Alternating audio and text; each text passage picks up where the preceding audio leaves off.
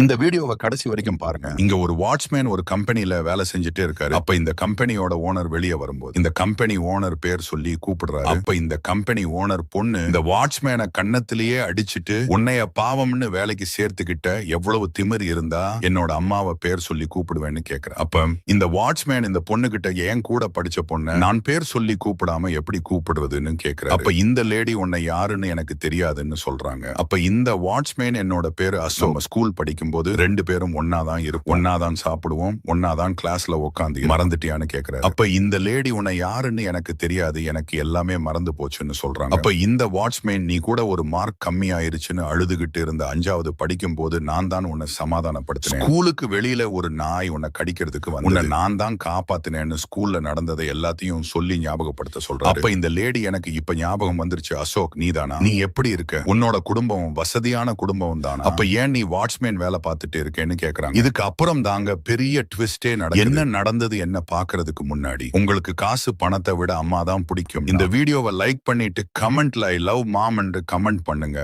அப்ப இந்த வாட்ச்மேன் அந்த கதையை ஏன் கேக்குற, நாங்க வசதியா சந்தோஷமா தான் வாழ்ந்துட்டே இருந்தோம். எனக்கு நிறைய கடைகள் இருந்தது, 3 அபார்ட்மெண்ட் இருந்தது, ரூம வாடகைக்கு விட்டு சம்பாதிச்சுக்கிட்டே இருந்தேன். 6 மாசத்துக்கு முன்னாடி என்னோட மனைவி இறந்துட்டான். எனக்கு 3 பிள்ளைங்க, மூத்த பையன் டாக்டரா இருக்கான், இன்னொருத்தன் துபாயில இன்ஜினியரா இருக்கான், கடைசி பையன் கவர்மெண்ட்ல வேலை பார்த்துட்டே இருக்கான். 3 பசங்களையும் படிக்க வச்சு நம்மள கடைசி காலத்துல கைவிடாம நல்லா பாத்துக்குவாங்கன்னு நினைச்சேன். ஆனா அப்படி நடக்கல. என்னோட மனைவி இறந்ததுக்கு அப்புறம் யாருமே என்ன பார்க்க வரல. சொத்துக்கள் எல்லாத்தையும் அவங்க பிரிச்சுட்டு எனக்குன்னு ஒண்ணு கூட தராம எல்லாத்தையும் விட்டு என்ன நடுத்தெருவுல நிறுத்திட்டு போயிட்டாங்க. தங்கறதுக்கு இடம் இல்லாமல், சாப்பிடுவதுக்கு சோறு தண்ணி இல்லாம அனாதையாய் 4 மாசமா சுத்திக்கிட்டே இருந்தேன். அப்புறம் கிடைக்கிற வேலையை பண்ணிட்டு கடைசியா இந்த வாட்ச்மேன் வேலை பார்த்துட்டே இருக்கு. சொல்றாரு, இந்த லேடி உன்னை பார்த்தா எனக்கு ரொம்ப பாவமா இருக்கு, நீ எதுக்கும் கவலைப்படாத, உனக்கு தங்கறதுக்கு வீடு எல்லாத்தையும் நான் ஏற்பாடு பண்ண, நீ என்னோட கம்பெனில வாட்ச்மேன் வேலை பார்க்க, என்னோட கம்பெனிலேயே நல்ல வேலை போட்டு தரேன், நீ எதுக்கும் கவலைப்படாதன்னு சொல்லிட்டு போறான். சொன்ன மாதிரியே இந்த வாட்ச்மேனுக்கு நல்ல வேலை போட்டு கொடுக்குறாங்க. இந்த லேடியோட செயல் உங்களுக்கு பிடித்திருந்தால் சூப்பர்னு கமெண்ட் பண்ணுங்க.